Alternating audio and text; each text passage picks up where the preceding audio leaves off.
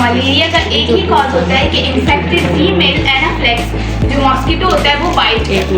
अब क्या मॉस्किटो इस सब का जिम्मेदार होता है? क्या मॉस्किटो हमारे लिए नुकसानदेह होता है? तो नहीं, मॉस्किटो हमारे लिए बिल्कुल भी नुकसानदेह नहीं होता। जैसे कि अल्लाह ताला ने हर चीज़ की जो क्रिएशन की है वो हमारे फ़ायदे के लिए की है। तो मॉस्किटो जो है हमारी जो जब आता है हमें बाइट करता है, हमें काटता है, तो जो हमारे टिश्यूज़ होते हैं, टिश्यूज़ की आउटर लेयर होती है एपिथेलियल टिश्यू, उनको एक्टिव करता है, उनके सेंसेस बढ़ाता है कि हाँ भाई हम चल रहे हैं। तो ऐसे मॉस्किटो हमारे लिए फ़ायदेमंद होता है। अब क्या एनाफ्लेक्स रिस्पॉन्सिबल होती है सबकी कि हमें मलेरिया हो रहा है? तो नहीं, एनाफ्लेक्स भी एक होस्ट होती है। जैसे कि जो मलेरिया होता है वो कॉज किससे होता है? दो प्लाज्मोडियम से होता है, और प्लाज्मोडियम के दो होस्ट होते हैं। एक होता है एनाफ्लिक फीमेल मच्छर और दूसरा होता है ह्यूमन, जो या वो मेल फीमेल कोई भी हो, वो दो होस्ट होते हैं। तो सबसे पहले प्लाज्मोडियम डिलीवर होता है एक फीमेल एनाफ्लेक्स मॉस्किटो में, और वहाँ जाके वो काफ़ी अर्से तक रहता है। और एक सबसे पहली बात है कि एनाफ्लेक्स को इन्फेक्टेड क्यों बोलना है? तो एनाफ्लेक्स को इन्फेक्टेड इसलिए बोलना है, और होस्ट भी बोला अभी मैंने, तो वो क्यों बोला? क्योंकि एनाफ्लेक्स के अंदर खुद आया। चिकनगुनिया क्या होता है?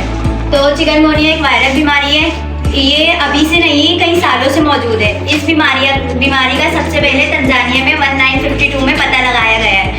ये चिकनगुनिया का मरीज एक हफ्ते में ठीक हो जाता है, लेकिन जो इसमें जोड़ों का दर्द होता है वो इतना शदीद होता है कि ये कई महीनों तक रहता है। ना मरीज से कोई काम हो पाता है सही से, ना वो चल सकता है, इतना शदीद होता है इसमें जोड़ों का दर्द। और ये चिकनगुनिया की बीमारी किस वजह से होती है? तो एक वायरस है जिस वजह से ये चिकनगुनिया की बीमारी होती है, और इस वायरस को चिकनगुनिया वायरस कहते हैं। और ये बीमारी एक मॉस्किटो यानी मच्छर के फैलने की वजह से होती है।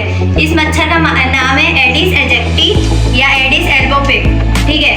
और ये अब हम इस मच्छर को कैसे पहचानेंगे कि चिकनगुनिया का मच्छर है या आम मच्छर है? तो जो चिकनगुनिया का मच्छर होता है ना, उसकी टांगों पे ऐसे सफ़ेद कलर के कोई मखसूस निशानात होते हैं, तो इसलिए हम आसानी से पहचान सकते हैं कि चिकनगुनिया का मच्छर है। पानी ढक के इस्तेमाल करें, हमें लोशन का ज़्यादा से ज़्यादा इस्तेमाल करना चाहिए, और लोशन का नाम है ग्रीन्स लिक्विड, ठीक है।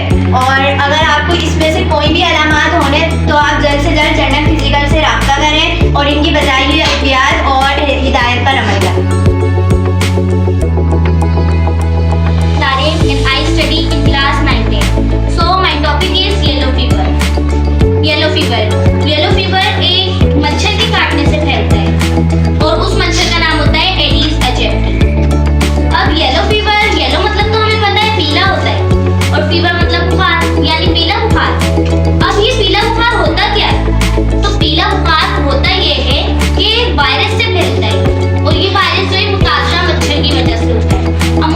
हर जगह पे गंदा पानी जमा हुआ होता है, तो उस गंदे पानी में बहुत से मच्छर बैठे हुए होते हैं, तो वो उस मच्छर से सारी गंदगी अब्सॉर्ब कर लेते हैं। और फिर जब वो किसी इंसान को काटने के लिए आते हैं ना, तो वो इंसान को बाइट तो कर लेते हैं, लेकिन वो बाइट करते हुए बाइट हमारे कर रहे होते हैं, तो हमारा खून अपने अंदर अब्सॉर्ब कर लेते हैं, पर अपना सलाइवा हमारे अंदर।